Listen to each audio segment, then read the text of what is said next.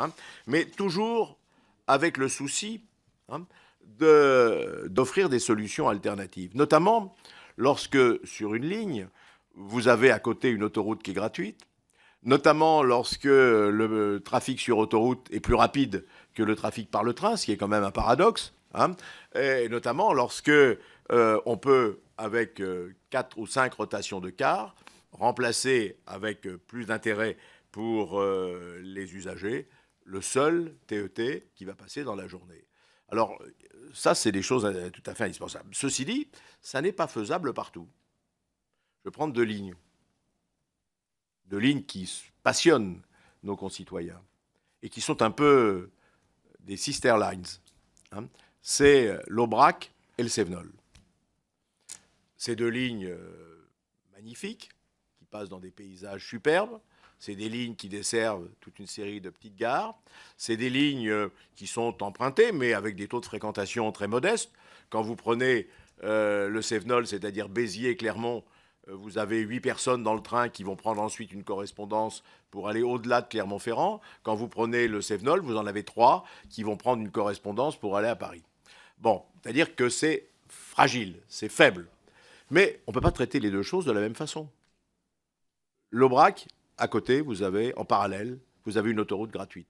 Et déjà, une partie des TER ont été transférés sur autoroute. Je vous rappelle qu'il y a 23% des services TER en France qui sont assurés par des autocars.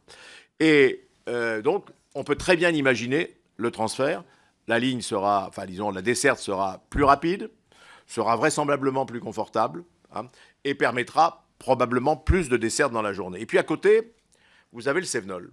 Penser mettre du trafic sur un autocar sur le parcours du Cévenol est une illusion. On est sur des petites routes, on est sur des routes départementales, on est sur des routes enneigées, verglacées en hiver. Ça n'a aucun sens. C'est faire prendre des risques à la population. Et là, nous disons, il faut absolument maintenir une offre ferroviaire. Elle est pertinente, elle a son sens et elle est indispensable au territoire et à la population. Je prendrai un autre exemple, le Paris-Briançon.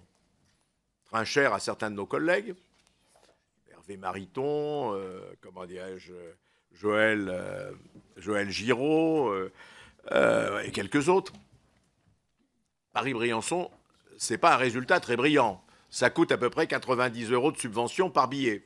90 € de subvention par billet. Mais le problème, qu'est-ce que vous pouvez proposer en alternative au train ? Vous imaginez difficilement un aéroport à Briançon. Le relief, la topographie ne s'y prête pas. Vous ne pouvez pas envisager un passage sur la route, parce que passer le Lautaret en hiver est souvent une expédition quand le col n'est pas fermé. Donc, ici encore, hein, il est bien évidemment indispensable de maintenir cette offre, mais sûrement de la moderniser. Hein, parce que, là encore, tout à l'heure, notre collègue Cécile Duflot a fait une critique importante de la façon dont les TET ont été gérés ces dernières années.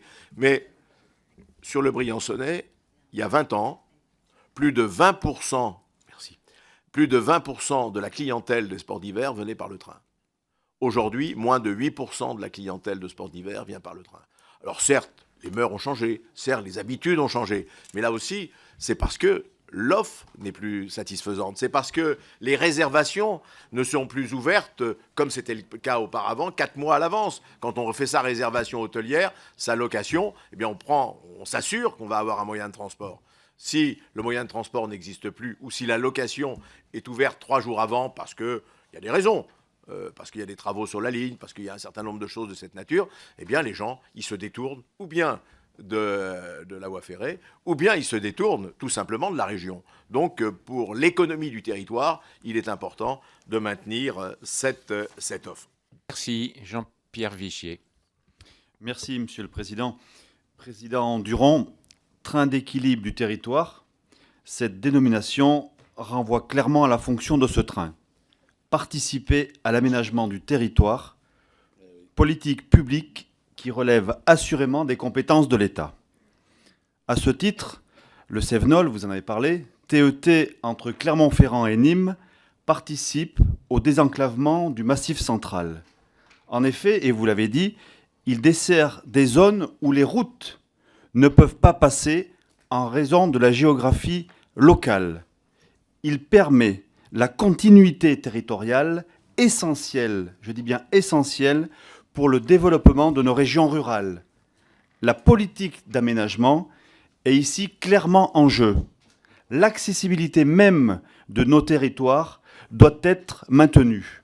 Et je le dis clairement, elle ne peut pas être assurée par l'enchaînement de plusieurs TER afin de retracer une ligne directe. L'égalité des territoires est ici encore en jeu. Vous l'avez précisé, le Cévenol, si j'ai bien compris, sera conservé et je m'en réjouis. Mais quelles sont vos réponses précises pour maintenir ce train en TET? Merci. Merci. Alors, je vais essayer de répondre rapidement aux questions que vous avez posées, mais j'ai 20 fiches de questions, donc ça va demander quelques minutes. Tout d'abord, Gilles Savary a dit « quid des trains de nuit ?» Bien, les trains de nuit, je vous l'ai dit, la SNCF envisage de les supprimer. Les autres compagnies envisagent de les supprimer. Nous, on propose de les maintenir, vous lirez dans le rapport, il y a 3 solutions. Ou bien on supprime tout, ou bien on continue, on coupe des bouts régulièrement chaque fois qu'on a des difficultés, ou bien on repense complètement une offre, qui est une offre qui prend en compte les besoins touristiques qui viennent s'ajouter aux besoins quotidiens des populations, pour faire en sorte qu'on puisse jouer des complémentarités dans l'utilisation du matériel entre l'hiver et l'été, entre la montagne et le littoral. Voilà, c'est une chose à tenter. Nous n'avons pas la conviction que c'est la réussite assurée au bout, mais nous pensons que pour un certain nombre de territoires, c'est encore, je dirais, des éléments extrêmement nécessaires et qu'une offre peut être positionnée autrement, une offre premium, par exemple, sur les trains de nuit, pourrait avoir du sens. Jean-Pierre Vigier a évoqué le Cévenol et le désenclavement du Massif central. Ça, on en est convaincu également. Il dit que ça doit être un TET. Peut-être, c'est un TET ou c'est le TER renforcé. Mais nous, on recommande les deux choses. Mais si vous voulez, il y a, comme on veut aussi gérer la problématique de la dégradation financière, il faut regarder ces choses-là avec, j'allais dire, beaucoup de prudence. Voilà, mes chers collègues, je crois avoir presque tout traité. Je veux...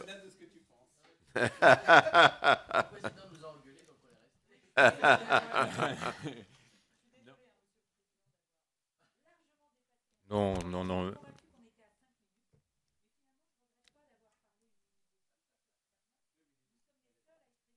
Mais, je vous en remercie.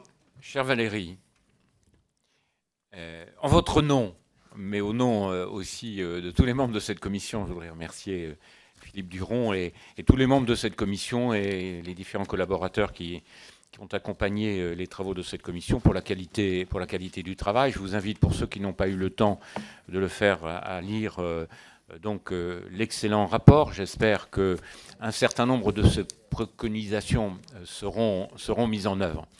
Et je voulais en mot de conclusion, bien entendu, remercier en particulier les députés UMP pour la fidélité qu'ils viennent de témoigner à Philippe Duron, puisqu'ils sont restés jusqu'à la fin de cette commission qui se termine. Il est presque 20h. Merci donc aux députés UMP.